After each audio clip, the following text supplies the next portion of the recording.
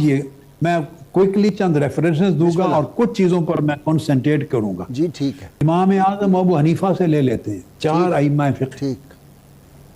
آپ کے مناقب میں لکھی گئی جتنی کتب ہیں آپ کی سیرت پر, امام اعظم ابو حنیفہ پر, ان میں آپ کے اساتذہ کا نام درج ہے. 4000 آپ کے شیوخ اور اساتذہ تھے جن سے آپ نے اکتساب علم, اکتساب فیض کیا. ان میں ایک نام حضرت بہلول مجذوب کا آتا ہے. ٹھیک. حضرت بہلول مجذوب, جن کو بہلول دانا بھی کہتے ہیں, دانا بھی کہتے ہیں, بہلول دانا بھی کہتے ہیں, اچھا, بہلول مجنو بھی کہتے ہیں. ٹھیک. بہلول مجنو وہ دریائے دجلہ کے کنارے بیٹھتے تھے, صحراؤں جنگلوں میں ہوتے تھے, ایک عجیب کیفیات تھی, اور وہ ترنم سے اشعار پڑھتے تھے, مجذوب تھے. ان کا ذکر امام اعظم ابو حنیفہ کے مشائخ میں آتا ہے. اچھا, کمال ہے. اب میں یہ نکتہ سمجھانا چاہتا ہوں, امام اعظم اس مجذوب سے جن کو دنیا مجنو کہتی تھی کون سا علم پڑھنے جاتے تھے؟ تفسیر قرآن پڑھتے تھے, حدیث پڑھتے تھے, فقہ پڑھتے تھے, اصول پڑھتے تھے, صرف و نحو پڑھتے تھے. کیا پڑھتے تھے سوائے عشق الہی کے مضمون کے, سوائے معرفت الہی کے مضمون کے, واہ واہ واہ, سوائے روحانیت کے مضمون کے. سبحان اللہ. وہ آپ کے, اور ان کا تذکرہ پڑھیے, امام ابن قدامہ نے الرقہ والبقاء میں لکھا ہے. امام ابو نعیم نے ان سے قبل حلیۃ الاولیاء میں باب قائم کیا ہے. واہ واہ واہ. اور اسی طرح اوقلاء المجانین ایک کتاب ہے امام ابو القاسم حسن بن محمد کی, اوقلاء المجانین, پاگلوں میں عقل والے. واہ واہ واہ, پاگلوں کے عقل والے. واہ واہ. ان میں حضرت بہلول کا ذکر کیا ہے, اور امام اعظم ابو حنیفہ کی کتب سیر میں, ترجمہ تراجم کی کتب میں ان کا نام آپ کے مشائخ میں آتا. یہ تصوف کے اساتذہ تھے آپ کے. اسی طرح امام مالک کے حوالے سے ایک بڑی عجیب بات کو, ایک دلچسپ بات ہے کہ حضرت بہلول کو اہل عقل مانتے ہیں لیکن بغلول نہیں ان کو مانتے. جنگ کی زبان میں آپ سمجھ گئے ہوں گے. میں بالکل سمجھ گیا, بالکل سمجھ گیا. امام مالک رحمۃ اللہ علیہ کو میں کوٹ کروں گا, اور یہ میں کوٹ کر رہا ہوں, کسی صوفی کی کتاب کا حوالہ ایک بھی نہیں دوں گا. اچھا. چونکہ تصوف کا تو مقدمہ اس وقت ڈسکس کر رہے ہیں. ٹھیک. تو اگر میں کتب تصوف سے بھی حوالے دے دوں تو بات اسٹیبلش نہیں ہوتی. میں جب ثابت کروں گا اس تصوف کے مقدمے کو تو ائمہ علم حدیث کی کتب سے ثابت کروں گا. بہت بڑی بات. محدثین سے. الحمدللہ. مقدمہ تصوف کا ہے, مگر اس کے لیے دلائل ائمہ علم حدیث کی محدثین سے لیں گے. امام خطیب بغدادی اپنی کتاب الکفایہ فی علم الروایہ, اصول حدیث کی بڑی معتبر کتاب ہے, خطیب بغدادی کی. ٹھیک. اس میں ایک واقعہ بیان کرتے ہیں, صرف اتنا ریفرنس دینے کے لیے کہ کس کس امام کا صوفیاء سے تعلق تھا, یا صوفیاء کس کس امام کے ساتھ تعلق رکھتے تھے. وہ بیان کرتے ہیں خطیب بغدادی صفحہ 273 پر الکفایہ میں کہ عبد الملک بن عبد العزیز بن ماجشون امام ہیں حدیث کے علم کے.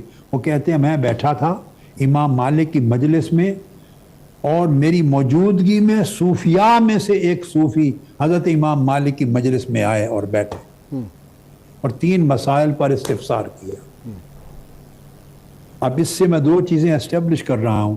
ایک, صوفیاء اور ائمہ فقہ کا اتنا قریبی تعلق تھا, اور یہ بات مدینہ طیبہ کی ہے. اور دوسرا, امام مالک کے زمانے میں صوفیاء موجود تھے, اور یہ ٹائٹل, یہ لقب, یہ عنوان موجود تھا. واہ واہ واہ واہ واہ, سبحان اللہ سبحان اللہ. اب یہ بات ختم ہو گئی جس پر ہم پہلی نشست میں بات کر رہے تھے کہ یہ بات کے زمانوں کی پیداوار نہیں ہے. مضمون تو عہد نبوی سے چلا آ رہا ہے اور قرآن و سنت سے چلا آ رہا ہے, مگر یہ لفظ, اصطلاح اور ٹائٹل بھی ائمہ اربعہ اور تابعین اور اتباع التابعین کے زمانے سے مستعمل ہے. آتے ایک صوفی آئے, پھر آگے انہوں نے 3 مسائل کا ذکر کیا ہے. یہ میں نے خطیب بغدادی کو ریفر کیا. اب آ جائیں کوئکلی امام شافعی پر, چونکہ میں آگے اس مضمون کی ایک تفصیل دینا چاہتا ہوں. ٹھیک. امام شافعی رحمۃ اللہ علیہ فرماتے ہیں, اور ان کا قول بیان کس نے کیا ہے؟ امام بہقی رحمۃ اللہ تعالی علیہ, جو ائمہ حدیث میں بہت بڑا نام, بڑے اکابر. امام بہقی, جی, انہوں نے کتاب لکھی ہے مناقب الشافعی. حضرت امام شافعی کے مناقب پر سب سے پہلا سورس امام شافعی کی سیرت و سوانح پر امام بہقی کی کتاب ہے، جامع سو جی۔ اوتھینٹک۔ امام بہقی لکھتے ہیں امام شافعی کا اپنا قول، اور یہ کوٹ کر رہے ہیں امام شافعی خود، فرماتے ہیں صحبت الصوفیۃ 10 سنین، میں نے صوفیاء کرام کی صحبت 10 سال تک اختیار کی ہے۔ واہ واہ واہ، سبحان اللہ، بس اتنا ٹکڑا میں دینا چاہتا تھا۔ سبحان امام اللہ۔ شافعی کا روایت کرنے والے امام بہقی واہ اور کہنے واہ۔ والے خود امام شافعی فرماتے ہیں میں نے اتنی صوفیاء بڑی۔ کرام کی 10 سال تک صحبت اختیار کی ہے۔ اور پھر سبحان آگے الگ فرماتے ہیں کہ جو کچھ میں نے سیکھا ان میں 2 باتیں ایسی تھیں جس کا کوئی بدل نہیں، پھر وہ الگ ذکر ہے۔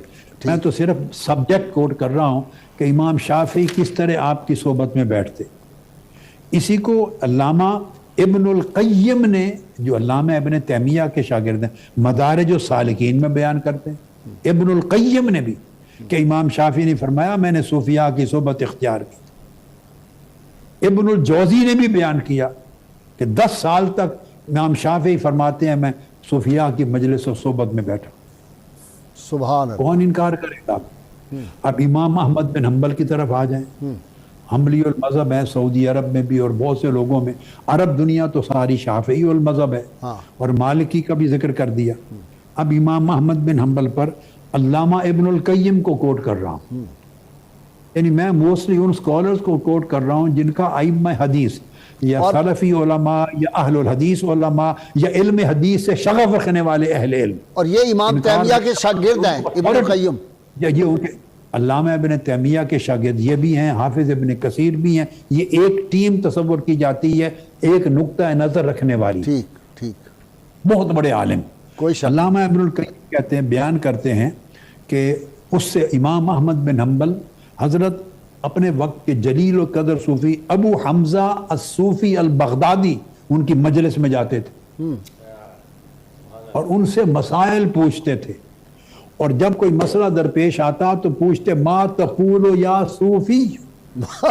یہ علامہ ابن القیم کو کوٹ کر رہا ہوں۔ اچھا، اس وقت صوفی جیسے آپ ہم کہتے ہیں نا کسی کو یہ اے علامہ، اے شیخ، اس زمانے صوفی کا لقب صحابی، تابعی اور تبع تابعی کے بعد سب سے اونچا لقب تھا اس زمانے میں۔ واہ واہ واہ واہ، اے صاحب صفاء قلب، اے مرتبہ صفا پہ فائز شیخ، ما تقول فی هذه المسئلہ، اس مسئلے پر آپ کیا کہتے ہیں؟ پھر وہ بیان کرتے۔ علامہ ابن القیم نے ان کو بیان کیا مدارج السالکین میں، اور ساتھ ہی کوٹ کر دوں، یہ علامہ ابن القیم کی سب سے زیادہ معروف کتاب جو پوری دنیا میں متداول ہے، میں بائی دی وے کوٹ کرتا چلوں، ٹھیک، اور تمام لوگ اس کو پڑھتے ہیں، عرب دنیا، پوری شرق غرب تک عرب دنیا خطبات ان کی کتاب مدارج السالکین کو پڑھ کے دیتے ہیں۔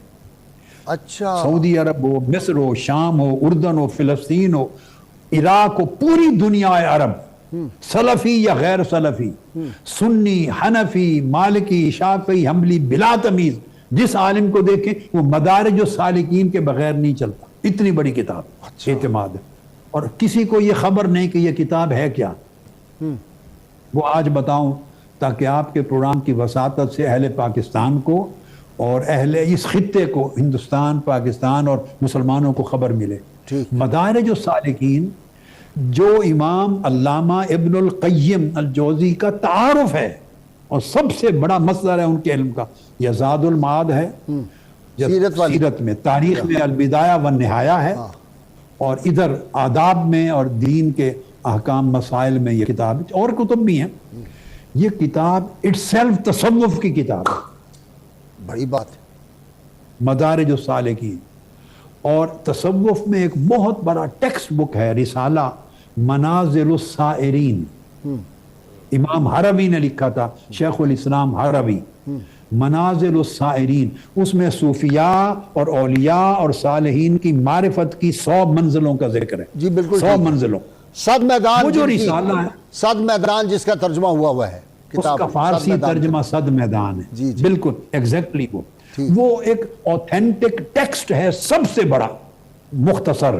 یہ مدارج السالکین علامہ ابن القیم کی کتاب اس منازل السائلین کی شرح ہے۔ اچھا، حیران کن بات۔ اول سے آخر ساری یہ شرح ہے، اور the best commentary written on this رسالہ از مدارج السالک، یہ اس کی شرح ہے، الگ سے کوئی تصنیف نہیں ہے، اچھا الگ سے تصنیف ہی نہیں ہے یہ۔ اب آپ اندازہ کر لیں کہ اتنے بلند پایا ائمہ دین اور عالمان حدیث کا تعلق تصوف پر کتنا تھا اور کتنا ان کا مدار تھا۔